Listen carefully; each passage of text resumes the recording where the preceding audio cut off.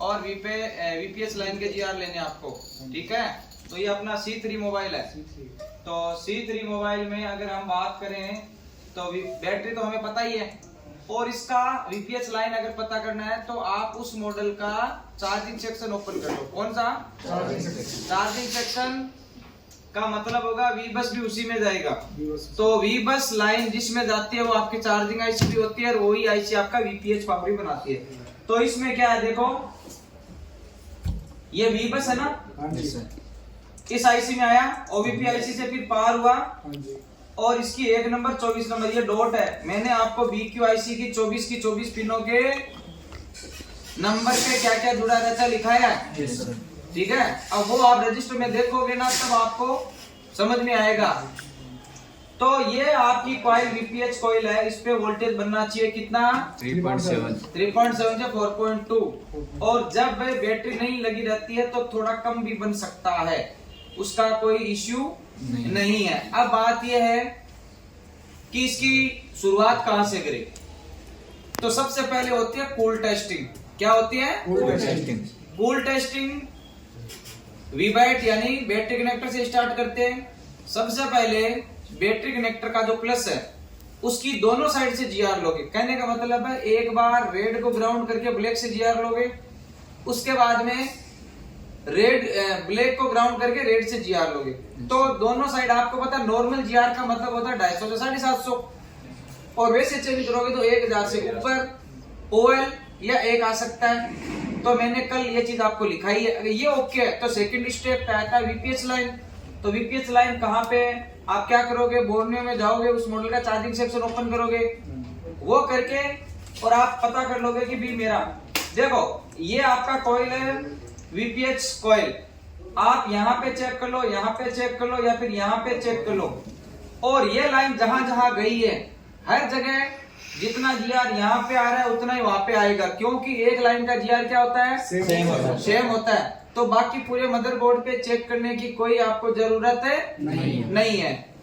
इतना करने के बाद में चार्जिंग आईसी ने अपना वोल्टेज निकाल दिया या लाइन निकाल दी, जिसे बोलते हैं वीपीएच पावर। उसके बाद में ये आपका पावर आईसी का काम है, आगे का काम। पावर आईसी वीपीएच पावर लेती है, यानी ये जो वोल्टेज निकाले वो पावर आईसी में जाता है। तो बक लाइन और एलडीओ लाइन होती है। तो सेकंड में क्या पूरे मदरबोर्ड की आपको कूल टेस्टिंग करनी पड़ती है। कूल टेस्टिंग कैसे करते हो आपको पता है ना।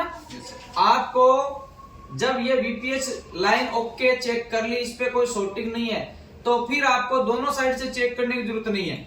आप केवल रेड प्रोब को क्या करोगे, ग्राउंड करोगे, और बाकी ब्लैक से पूरे मदरबोर्ड पे एक एक कंपोनेंट की टेस्टिंग करोगे।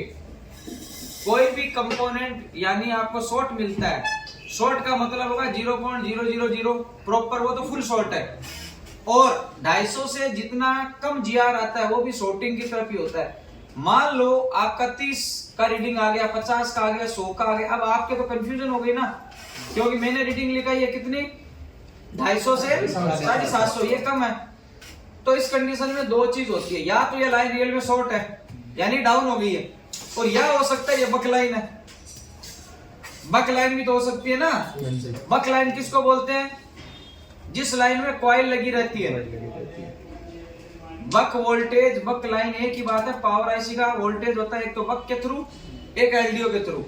बक में कॉइल लगी रहती है, एलडीओ में कैपेसिटर लगे रहते हैं। तो अगर किसी का जीआर कम आता है पूरे मदरबोर्ड में, तो आप बिटमेप यूज कर लो उसी मॉडल का, और देख लो कि क्या इस लाइन में कहीं कॉइल जुड़ा हुआ है या नहीं है। अगर कॉइल है तो हो सकता है वो कम हो, तो आपको डाउट नहीं करना है, और कॉइल नहीं है तो डाउट करना आपको, क्योंकि एलडीओ लाइन का जीआर 250 से कम नहीं होता है। 200 हो जाता है कई बार, लेकिन इतना कम 50-60 नहीं होता है। तो क्लियर।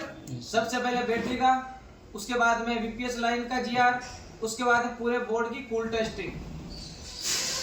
अगर यहाँ पे आपको कोई भी शॉर्टिंग नहीं मिलती है तो फिर आपका चलता है हॉट टेस्टिंग। कौन सा टेस्टिंग, हॉट टेस्टिंग करोगे तो बैटरी नहीं लगाना है और चार्जर लगाना है। चार्जर लगाने से पावर आईसी भी एक्टिवेट हो जाती है, याद रखो, तो ताकि पावर आईसी के वोल्टेज भी हम चेक कर सके। तो अभी जो मैं आपको बता रहा हूं उसको ध्यान से समझना। आपको मैं सबसे पहले कूल टेस्टिंग करूंगा आपके सामने। फिर करूंगा हॉट टेस्टिंग। तो आप ये वीडियो देख लेना अच्छे से। और तरीका देखो, जैसे आपको रिबॉलिंग का बताया था वही तरीका है। मैंने क्या फर्स्ट दिन कुछ अलग बताया, सेकंड अलग बताया था क्या? और उसी से आपका आईसी रिबॉल हो रहा नहीं हो रहा? तो आपको क्या है, जितना मेहनत करोगे, बार बार वीडियो को देखोगे, बार बार नोट्स को पढ़ोगे, तब होगा। अगर आपको लगता है कि मेरी ये चीज समझ में नहीं आ रही, तो आपका दोष नहीं है, क्योंकि हर चीज को समझने में टाइम लगता है। क्या लगता है? जब आप इन फॉल्ट को, आपके पास कोई भी फॉल्ट आया, उसको समझ में नहीं आया, तो आप उसको YouTube पे सर्च करोगे तो कुछ सॉल्यूशन मिलेंगे।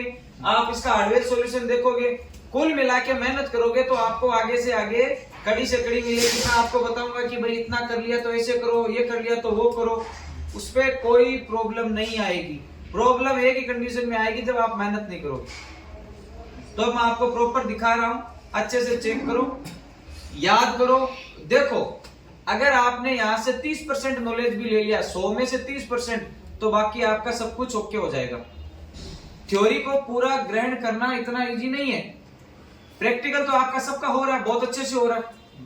थ्योरी आपको लिखवा दी है, अब आपको मैं जैसे कर रहा हूं वैसे आपको करना है।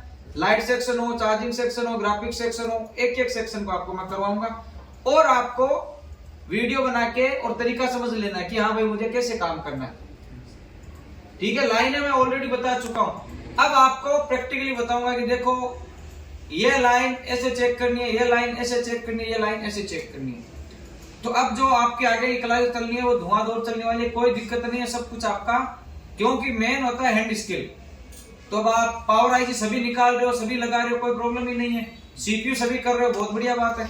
तो अब मैं आपको प्रैक्टिकली करके दिखाता हूँ। ठीक है, सबसे पहले क्या करोगे, सबसे पहले आप करोगे कूल टेस्टिंग एक तरीके से। और कूल टेस्टिंग में बैटरी कनेक्टर, यूपीएस लाइन, बक लाइन, एलडीओ लाइन, पूरे बोर्ड की कूल टेस्टिंग। उसके बाद में हॉट टेस्टिंग। हॉट टेस्टिंग में आपका चार्जर लगा के